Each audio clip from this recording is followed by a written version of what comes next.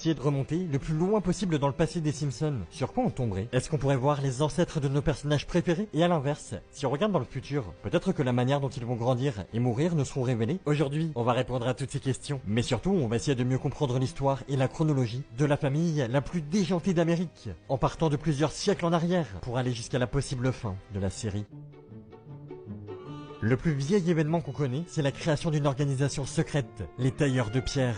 C'est eux qui gouvernent le monde en cachette depuis la fin du 5e siècle. Ouais, c'est littéralement une parodie des francs-maçons. Qui contrôle la politique, qui combat le système métrique, c'est nous. Peut-être que vous vous attendiez à ce que je remonte beaucoup plus loin dans le passé, parce qu'il y a quand même un épisode où on voit les ancêtres des Simpsons d'il y a 20 000 ans, à l'époque où ils étaient des hommes des cavernes. Sauf que, c'est pas canon. En gros, ça s'est pas passé dans la chronologie officielle. C'était juste un petit passage cool, mais à part. Un peu comme tous les horror shows par exemple. Et nous, ce qui nous intéresse, c'est seulement ce qui est vraiment arrivé. Sinon, la chronologie n'aurait plus aucun sens. Ok, rendez-vous plusieurs centaines d'années plus tard avec les ancêtres de Karl. Vous savez, le collègue et pote de bar d'Homer.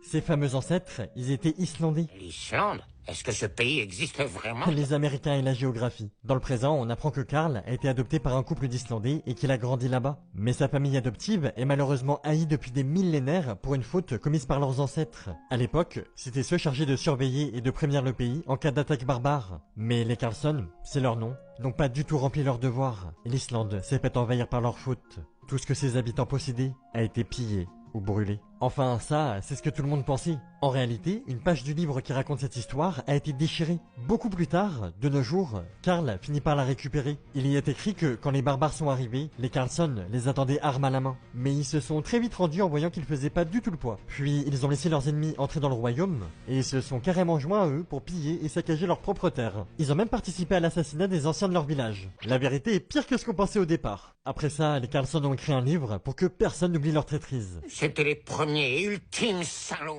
Oui, là, difficile de pas être d'accord. Heureusement, Homer, Moe et Lenny parviennent à sauver l'honneur de Karl en racontant aux Islandais à quel point c'est un mec sympa. Et leurs mots font mouche. Grâce à eux, Karl et ses parents peuvent de nouveau vivre sans être la honte du pays.